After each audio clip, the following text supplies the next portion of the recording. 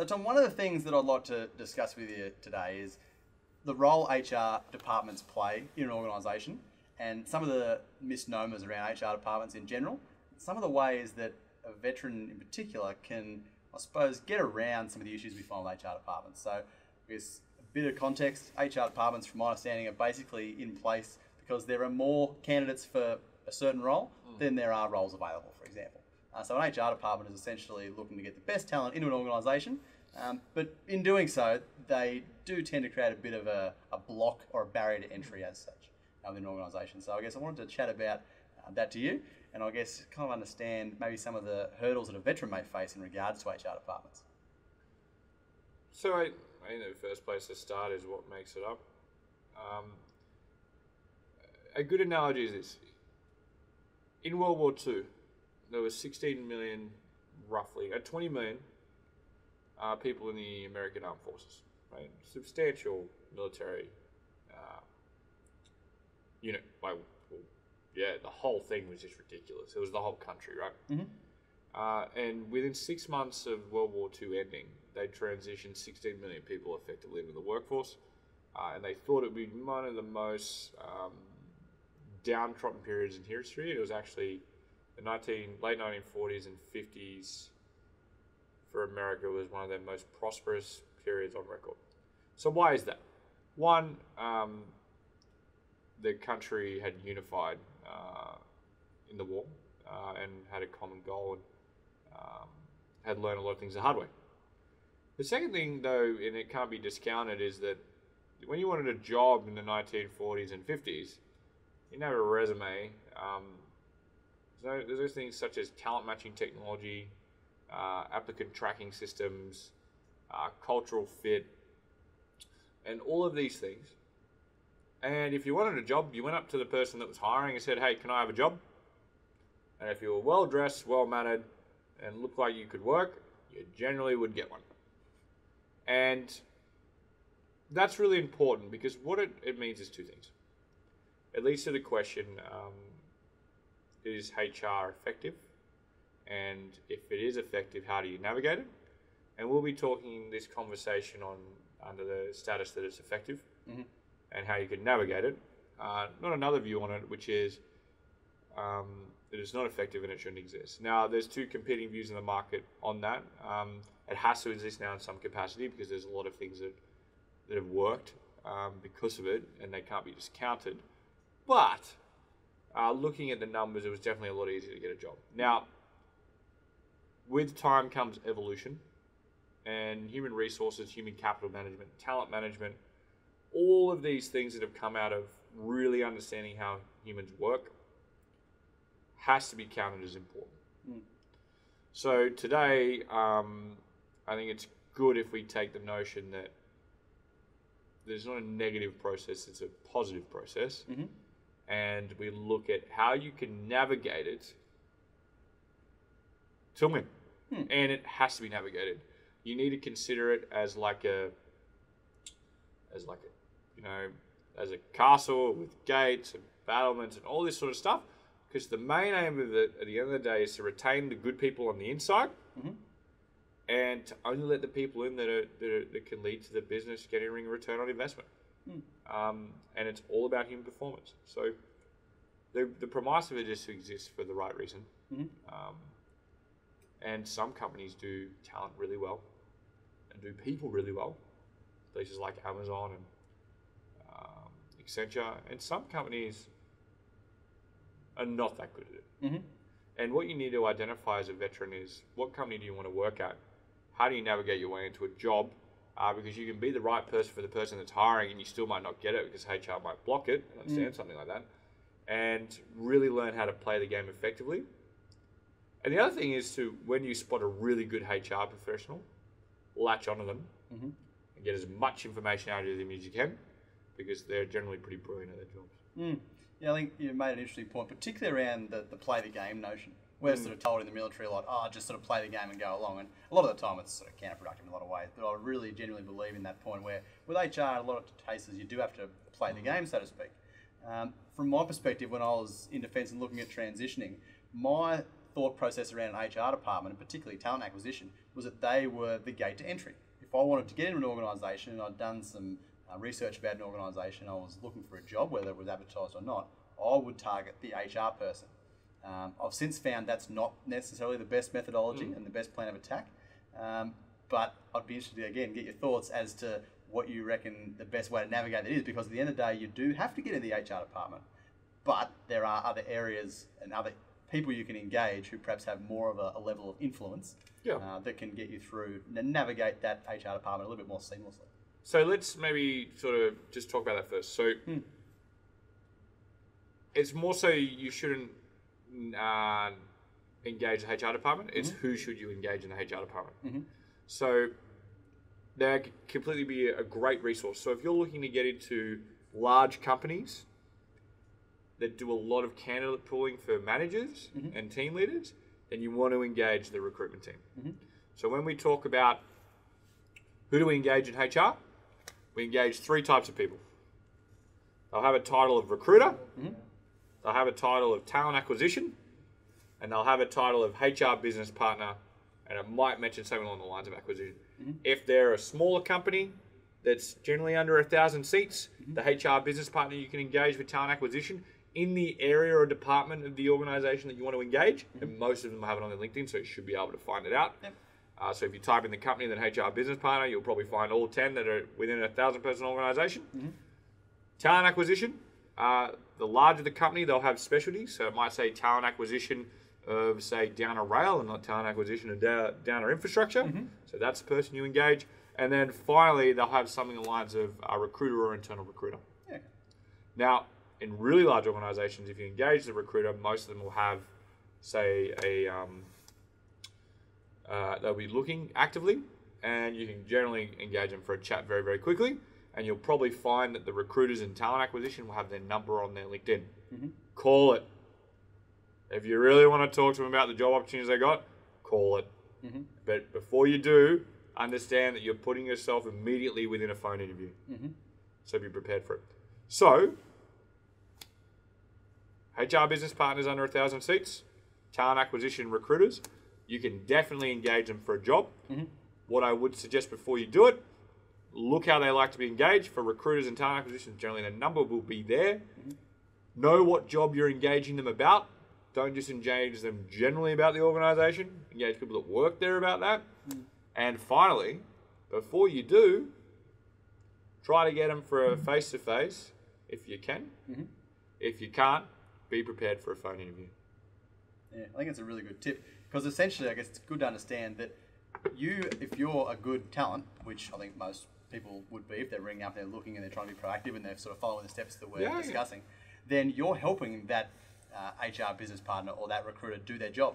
So invariably, if you're ringing up and saying, I'm a great talent, I want to work in this company and I want to do role X and I'm suitable, then inherently you're helping them do their job and they're going to try and progress you through the process. So if they have time, they're going to try and obviously want to meet you face to face. Time, though, as we've talked about before, is most people's most valuable commodity. So that sort of brings me to the next thing I want to discuss, and that's CV scraping tools, basically. So maybe just before we continue on, when do you gauge then the person that's hiring and not the recruiter? If you know who it is, gauge them direct every time. You'll be then quickly pushed into the recruitment process, so get ready for that.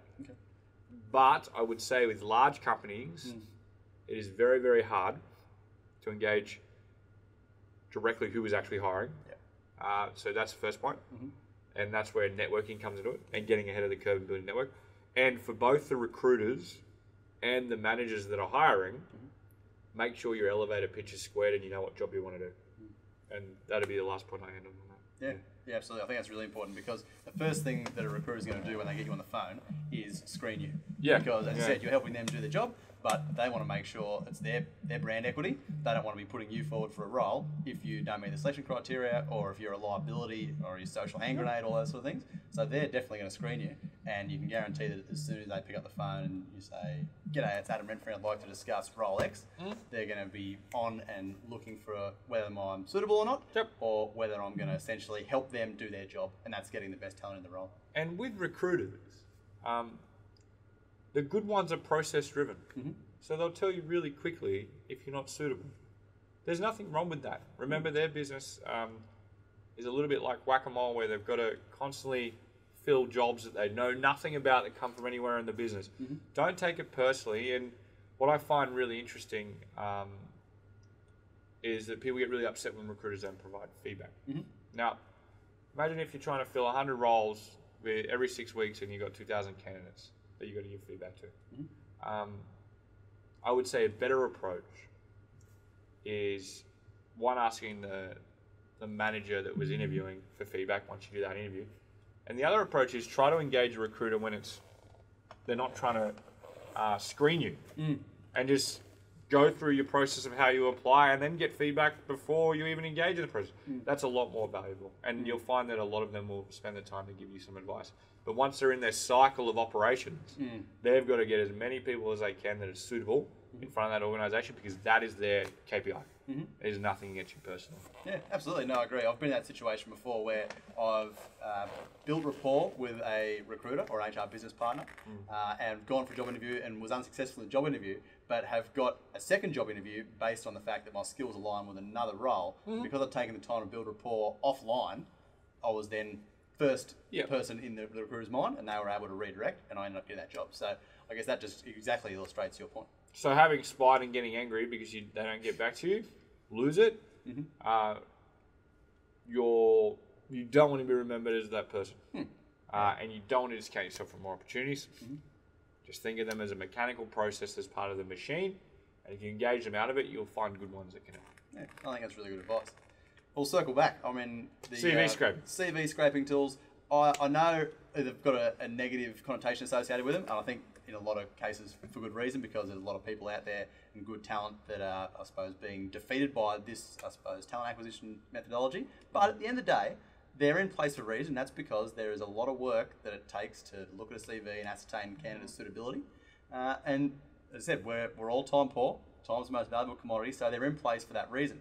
So I'd like to get your insight as to how to defeat that CV scraping tool, because a lot of veterans use particularly military type terms, and we tend to rattle off postings and capability, which is a great story in a pub, but it's not necessarily the best way to get in front of a hiring manager for an interview, because a civilian or a recruiter is going to look at that and go, oh, great, you were on C-130s, then you were posted to recruiting, and that's a great story, but I don't know what you're talking about. Give me something that's tangible. So, my thoughts on the CV is I completely disagree with them. I've found here that I don't really take any CVs. And most of the time I've got to an interview, and it's generally the final step with me here. We only have a 3-step process. Then I'm not even looking at the CV, or other than where they're from, and maybe the type of things that they enjoy and what problems they like to solve. Other than that, though, I've found that there's a lot of untapped talent in the market that that are maybe not the best at articulating and comprehending into a document their value proposition. Now, what does that mean? It means a lot of good people don't get jobs that they can do very effectively. So that's my first point.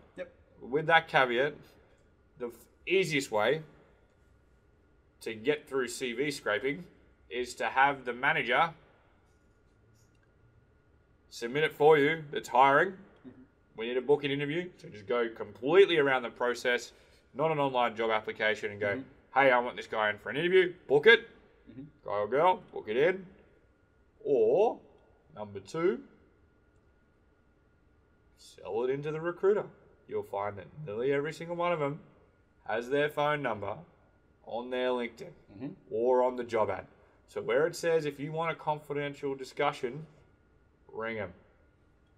And then all of a sudden, you're outside the scraping platforms, you're getting off the phone, getting their email direct, and then sending them the personalized CV after you discuss directly to the person who's organizing the interviews. And that is the most cost-effective, time-effective, and I'd say the most efficient way overall of getting an interview. And then once you have an interview, it really doesn't matter what's said on your CV. Yeah, and I think it's unless there's something to do with risk, and you need some form of ticket, compliance-driven ticket, or something like that to get the job. Yeah, I mean, there's a lot of those sort of things where you need to have those hard skills. Sometimes it's legislated, you need to align to a certain framework, and yeah, certainly those roles are out there. But I think you're exactly right. The trick is if you can negate that entire process, and you can get through, and we talk about navigating HR departments, if you can engage the hiring manager, then they have the ability to influence HR, and you'll probably find that your application will get expedited through that process, as opposed to everyone else who has to sort of line up. It's basically like a VIP ticket, jumping the queue to the Eiffel Tower, where you can get those 5-minute queues as opposed to sitting in there for hours. Oh, it's the classic, like the good bloke, good chick methodology, right? They're just a good person. You probably spend less time amending CVs. If you get on there, do the face-to-face, get them to book an interview and go, this person's great, we want to bring them in. It just makes more sense because you're also a person and you're memorable. I think from our perspective, like I said, we don't typically deal in CVs when we're looking to bring on new talent. But I think the reality is, unfortunately, at the moment, is the appetite isn't there in industry. So as we sort of circled back to, we need to be able to sort of play the game, so to speak, and use some of the things you've illustrated to be able to give it the best chance. So maybe a good point on this one is, why do they use all these tools? So it might take you an hour to adjust your CV and whatever for a job. Most companies that are above 5,000 seats will have 1,000 to 5,000 applicants for some of their entry to medium level to mid-level positions. So that means that you've got one recruiter working 20 to 50 jobs with thousands and thousands of applicants. So that's why they use that tool. And what they enter into it is all the key specific words that you get out of the job description. So they're going to use it. And they need to, in terms of, it's the only way to deal with volume, which is why jumping out of it and into an as the cycle approach, so act, sense, decide, then adapt, is smarter than the OODA loop approach, which is observing, orientating, deciding after the action, and you're wasting a lot of time. But so how do you get past it? When you look at a job interview, and if the company is quite large, so 1,000 seats and above, and they've probably got something called a human capital management system, something like SAP, or any of those things. There's probably some form of CV standing school that's related to their jobs. So make sure when you look at the job ad, you're taking the keywords that are in the job ad and the key things, and you're integrating them into your bio, your achievements, and your responsibilities. And if you look at them and in those keywords, you don't think you have them, firstly talk to us and we'll show you that you probably do, and we'll help you sort of write it. Or it gives you a really good reason to engage someone. I'm really good at this. I'd love to have a chat about these 3 things on your job ad. I think I can do them, but I want to clarify. Ring the recruiter. Ring the hiring manager. Yeah, that's spot on. We'll just quickly, just before we finish, just touch on a few points around CVs. I know, obviously, if we could negate them, we could. Appetite's not there in the market. But unfortunately, they're a necessary evil at the moment. One thing I just wanted to circle back on is some of the tips around language in a CV. I mean, I always tell people try and get away from military-specific terms, but even things that allude, not that people are actively discriminating against military veterans, because I don't think it's an active thing. It's probably much more a subliminal process and maybe just an aversion to risk and an unknown. But is that your sort of general feeling, is that people should avoid those sort of military terms as a whole? I'd say no, not as a whole. I think you should be proud of your service. I'd say removing ranks and units is important. And listing your achievements candidly is important. And what that means is that when you say, rather than saying that you're an ops captain, you're an operations manager. That's it. But don't say that you're a Department of Defence as an operations manager. No, you're in the Australian Army. You ran operations for 5,000 people, and you achieved X, Y, Z. And when you go, all right, well, it was a training exercise, or it was a learning and development project for 3,000 people, and we managed all the operations for it, and it had an X amount of this value, and that's it. So what I'm saying is, do not discount your CV. completely from the military. Just translate the titles and translate your achievements. Responsibilities don't really need to change. Somewhat do, but it's mainly for those really combat-focused units that have some very heavy sort of text.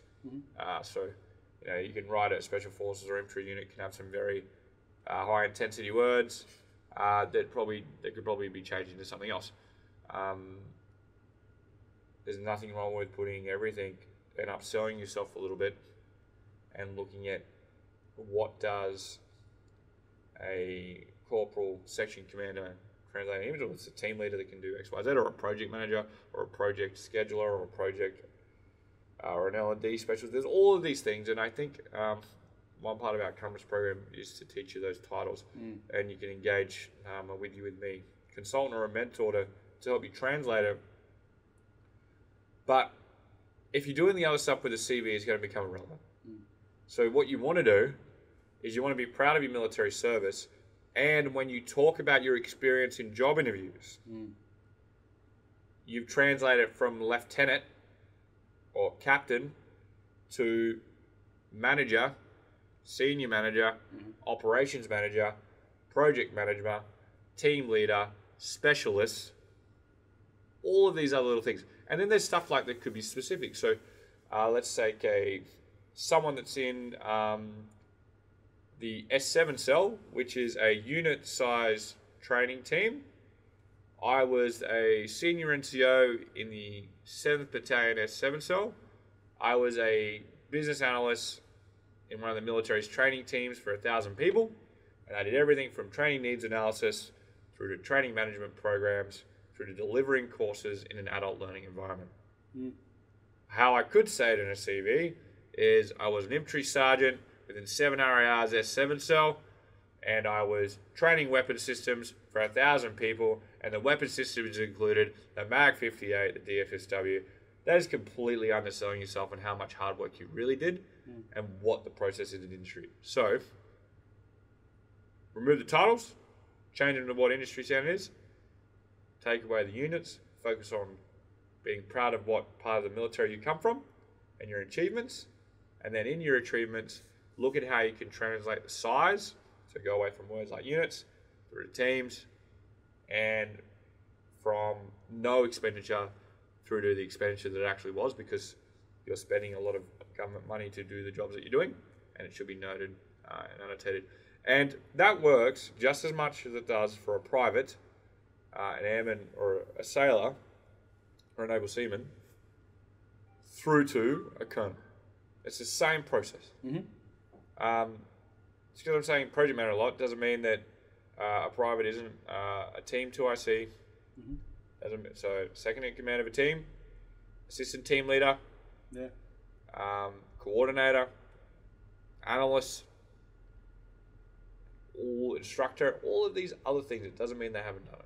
Yeah, no, I think that's really good advice. That's a discussion I have a lot with a lot of veterans, is being able to articulate their skill set and being able to verbalise it in a way that's understandable, basically, to someone who's going to read it. So I think those points you just mentioned there are super, super valuable. Yeah. And something that a veteran can certainly take away. And when you get in the interview, you want to lead with their terminology. And what you'll find is you'll see their appetite, and they'll go, "Oh wow, that's really cool." And they might go, "Hey, so what rank with you?" And then you could talk about that stuff.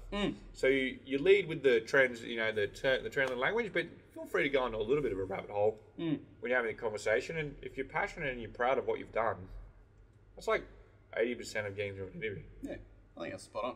That's great advice. But definitely, for job scanning and writing CVs, translate the titles and translate the units. Beauty. Play the game. Yeah, so to speak. Yeah. All right. Thanks very much, Tom.